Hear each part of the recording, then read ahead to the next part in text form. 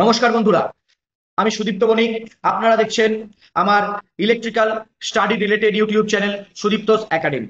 আমার চ্যানেলে সকল দর্শককে পুনরায় স্বাগত জানাচ্ছি।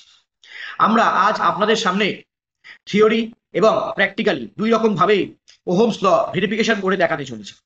তো ভিডিওটি খুবই গুরুত্বপূর্ণ হতে চলেছে। যারা এই মুহূর্তে ভিডিওটি দেখছেন তারা এই ভিডিওটিকে একটু স্কিপ না করে থরলি পার্ট বাই পার্ট ভিডিওটি দেখুন এবং দেখুন কিভাবে আমরা ওহমস লয়ের ভেরিফিকেশন করতে পারবো। তো চলুন আমরা আর কথা না বাড়িয়ে সরাসরি চলে যাচ্ছি আমাদের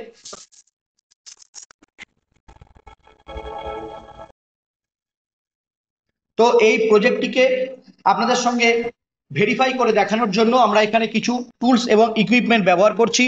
একটি ব্রেডবোর্ড, 3টি রেজিস্টার 1 কিলো ওহমের, একটি ডিজিটাল মাল্টিমিটার, একটি ভোল্টেজ এলিমিনেটর যেটি 0 থেকে 17 ভোল্টেজ ডিসি সাপ্লাই দিতে পারবে, কিছু কানেক্টিং ওয়্যার। সার্কিটটিকে আমরা প্রথমে এখানে রেডি করে নিয়েছি।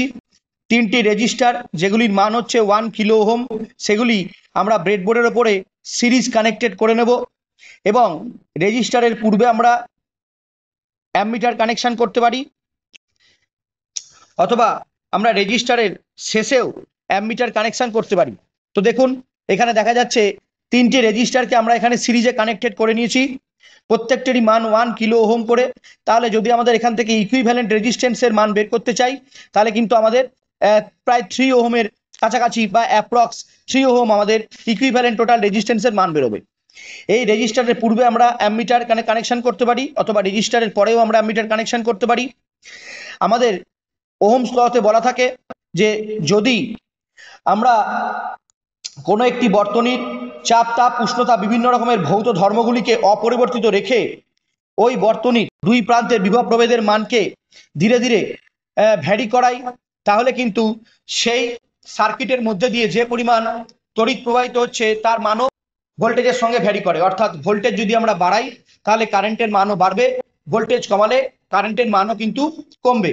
যদি সেক্ষেত্রে আমরা সার্কিটের যে ইন্টারনাল রেজিস্ট্যান্স আছে সেই রেজিস্ট্যান্সের মানকে যদি অপরিবর্তিত রাখি, অর্থাৎ এখানে রেজিস্টার বা রেজিস্টারের যে মান বা ভ্যালু রেজিস্ট্যান্স সেটি কিন্তু এখানে সমানুপাতিক ধ্রুবক হিসেবে কাজ করছে।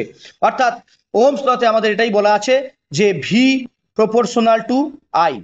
যদি কোনো একটি বর্তনীর মধ্যে দিয়ে আমরা দুই প্রান্তের বিভব প্রভেদের মানকে বাড়াই কমাই তাহলে কারেন্টের মানও ভ্যারি করবে। অর্থাৎ ভোল্টেজের মানের সাথে দুই প্রান্তের বিভব প্রভেদের সঙ্গে কিন্তু প্রবাহিত তড়িৎ পরিমাণ সমানুপাতিক। এই সমানুপাতিক চিহ্ন আমাদের এখান থেকে এলিমিনেট করার জন্য আমাদের এখানে ইজুকাল টু চিহ্ন দিতে হবে এবং এখানে আমরা সমানুপাতিক ধ্রুবক হিসাবে রেজিস্টারকে কাজে লাগাবো। ভি ইকুয়ালস টু আমরা বলতে পারি আই আর। তো এই সার্কিটটিকে আমরা এখন ব্রেডবোর্ডের উপর ডিজাইন করে নিচ্ছি। তো দেখুন এখানে আপনারা দেখতে পাচ্ছেন 3টি 1 কিলো ওহমের রেজিস্টারকে আমরা ব্রেডবোর্ডের উপরে এইভাবে কানেকশন করে নিয়েছি। আমরা এর আগেই ব্রেডবোর্ডের ইন্টারনাল কানেকশন আরও একটি ভিডিওতে আপনাদের সামনে তুলে ধরেছিলাম। যারা এখনো পর্যন্ত সেই ভিডিওটি একবারও দেখেননি তারা অবশ্যই এই ভিডিওর ডেসক্রিপশন বক্সে দেওয়া লিঙ্ক থেকে আগে ব্রেডবোর্ডের ইন্টারনাল কানেকশন কেমন থাকে সেটি দেখে আসুন। তাহলে এক্ষেত্রে আমরা এই 3টি রেজিস্টারকে এইভাবে কানেক্টেড করে কিভাবে আমরা সিরিজ কানেক্টেড করলাম সেটা আপনাদের বুঝতে আর অসুবিধা থাকবে না। তো আমরা ধরে নিচ্ছি যে এখন আমাদের সার্কিটটা সিরিজে কানেক্টেড হয়ে আছে। তো এই সার্কিটেই আমরা এখন ওহমস ল ভেরিফিকেশন করে আপনাদের সামনে দেখাবো। তার জন্য আমাদের যে যে জিনিসগুলো দরকার হয়েছিল, আমরা একটি ব্রেডবোর্ড নিয়েছিলাম, 3টি রেজিস্টার নিয়েছিলাম, একটি মাল্টিমিটার নিয়েছিলাম একটি ভোল্টেজ এলিমিনেটর। দেখতে পাচ্ছেন এখানে আপনারা ভোল্টেজ এলিমিনেটর, এবং আমরা কিছু নিয়েছিলাম কানেক্টিং ওয়্যার। এখানে এই সমস্ত কিছু কানেক্টিং ওয়্যারের মাধ্যমে আমরা সার্কিটটিকে একটি ক্লোজড সার্কিটের রূপ দিতে পেরেছি। তো আমাদের থিওরিতে যেমন সার্কিটটি ডিজাইন করা ছিল আমরা হুবহু সার্কিটটা ব্রেডবোর্ডের উপর ডিজাইন করে নিয়েছি।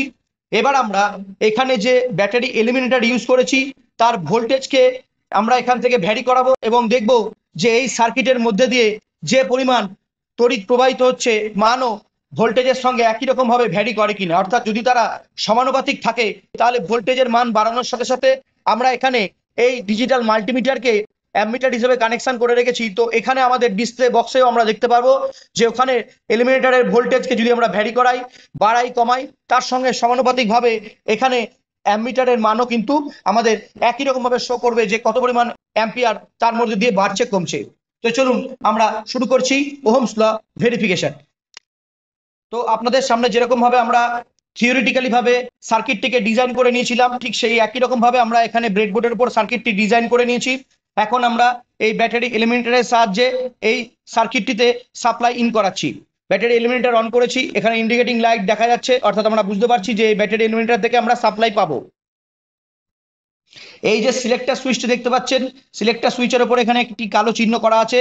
এই কালো দাগটিকে আমরা যেখানে সেটিং করব, আমরা সেই পরিমাণ ভোল্টেজ এই এলিমিনেটর থেকে গেট করব।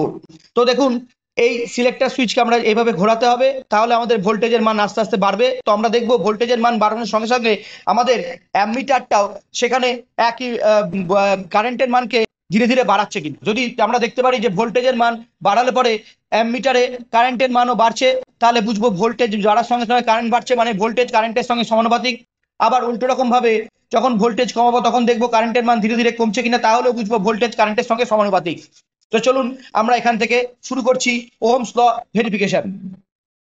সিলেক্টর সুইচকে আমরা এখন একদম জিরোতে দিয়ে দিচ্ছি।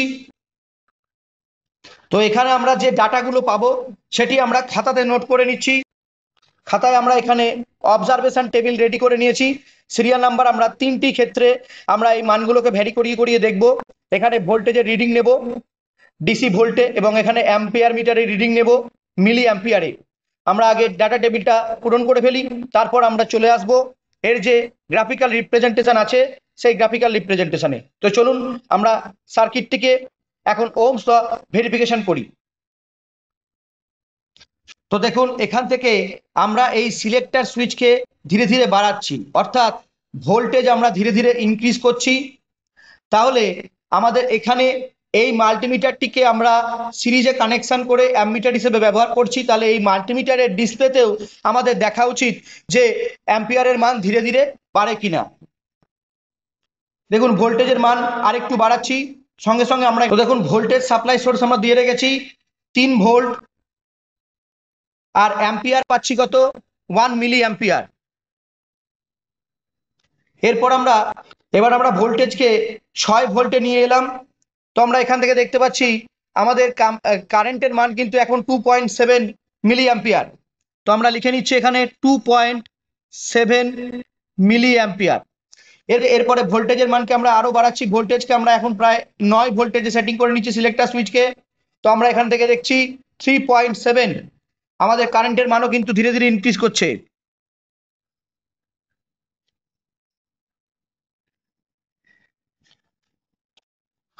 তো এবার আমরা চলে আসি আমাদের থিওরি। দেখুন, আমরা এখানে 3 ভোল্ট সাপ্লাই দেওয়ার মাধ্যমে 1 মিলি অ্যাম্পিয়ার পাচ্ছিলাম। তারপরে যখন ভোল্টেজের মান আমরা বাড়িয়ে 6 ভোল্ট করেছি তখন পাচ্ছিলাম 2.7 মিলি অ্যাম্পিয়ার, এবং 9 ভোল্টের রেসপেক্টে আমরা পাচ্ছিলাম 3.7 মিলি অ্যাম্পিয়ার।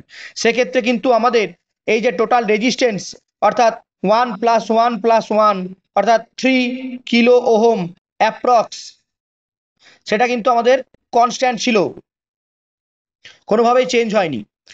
এইবার আমরা ওহমস ল থেকে এটাও ভেরিফাই করতে পারি, যদি রেজিস্টারের মান বাড়তে থাকে তাহলে কিন্তু সার্কিটের মধ্যে দিয়ে কারেন্টের পরিমাণ কমে যাবে, অর্থাৎ রেজিস্টার কিন্তু অ্যাম্পিয়ারের সাথে ব্যস্তানুপাতিক সম্পর্ক, অর্থাৎ রেজিস্টারের রেজিস্ট্যান্সের মান is inversely proportional to the amount of current flow through the circuit. রেজিস্ট্যান্সের মান আমরা যখন ধীরে ধীরে বাড়াবো অ্যাম্পিয়ারের পরিমাণ ধীরে ধীরে কমে যাবে, আবার যখন রেজিস্ট্যান্সের মান ধীরে ধীরে আমরা কমাবো তখন অ্যাম্পিয়ারের মান কিন্তু ধীরে ধীরে বাড়বে। সেটাও আমরা এই একই সার্কিট থেকে চেক করে নেব।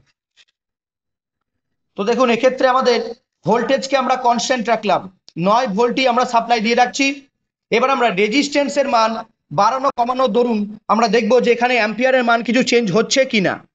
তো প্রথমে আমরা যেটা করব, এই অ্যাম্পিয়ারের যে কানেক্টিং ওয়্যারটি আছে সেটিকে আমরা প্রথমে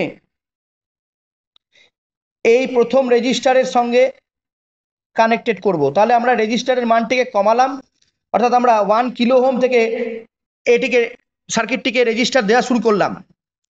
তাহলে 1 কিলো ওহমের জন্য দেখুন এখানে অ্যাম্পিয়ারের মান হচ্ছে 10.9 বা 11 মিলি অ্যাম্পিয়ারের কাছাকাছি অ্যাপ্রক্সে।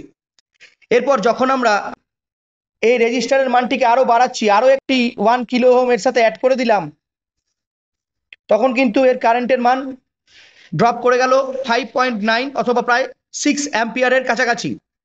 এরপর যখন আমরা রেজিস্টারের মান আরো এক ধাপ বাড়ালাম, অর্থাৎ আরো একটি 1 কিলো ওহম রেজিস্টারকে আমরা সিরিজে অ্যাড করলাম, তখন এর কারেন্টের মান কিন্তু আরো কমে গেল 4.0 কাছাকাছি।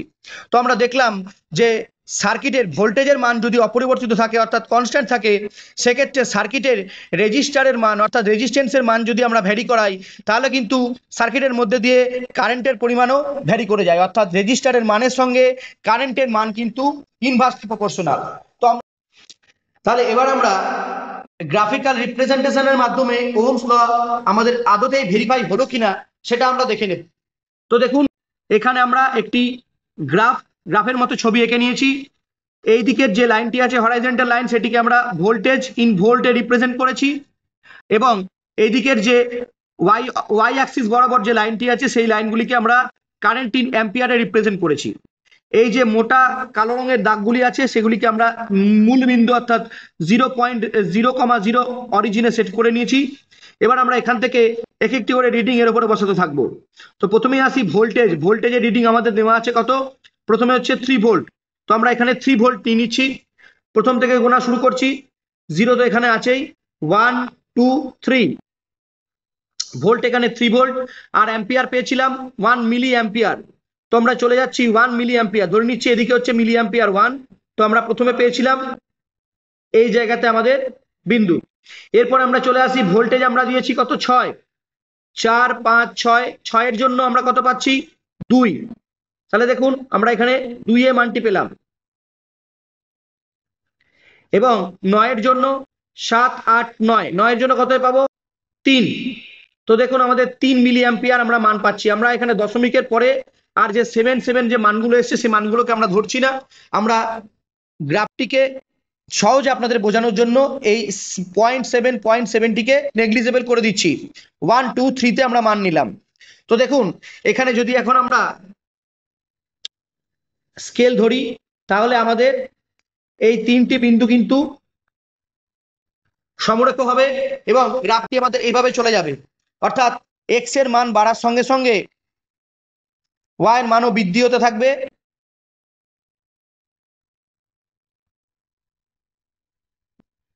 এরকম স্ট্রেট লাইন আমরা পেয়ে যাব। তো এভাবেই আমরা গ্রাফিক্যালি, থিওরিটিক্যালি, প্র্যাকটিক্যালি ওহমস লকে কিন্তু ভেরিফাই করাতে পারি। যদি ভিডিওটি আপনাদের ভালো লেগে থাকে তাহলে অবশ্যই ভিডিওটিতে লাইক না করে যাবেন না। যারা এখনো পর্যন্ত আমার চ্যানেলটিকে সাবস্ক্রাইব করেননি তারা অবশ্যই চ্যানেলটিকে সাবস্ক্রাইব করে আমার পাশে থাকবেন, এবং পাশে থাকা বেল আইকনটি অবশ্যই প্রেস করে রাখবেন, যাতে এই ধরনের ইলেকট্রিক্যাল স্টাডি রিলেটেড ভিডিও ইউটিউবে আপলোড করলেই নোটিফিকেশন অন্যদের কাছে যাওয়ার আগেই আপনাদের কাছে উপস্থিত হয়। তো দেখা হচ্ছে এর পরবর্তী ভিডিওতে, যেখানে আমরা কিরচফের কারেন্ট ল এবং কিরচফের ভোল্টেজ ল থিওরিটিক্যালি এবং প্র্যাকটিক্যালি ভাবে আপনাদের সামনে উপস্থাপন করতে চলেছি। ততক্ষণ পর্যন্ত ভালো থাকবেন, সুস্থ থাকবেন এবং সকলকে ভালো রাখবেন।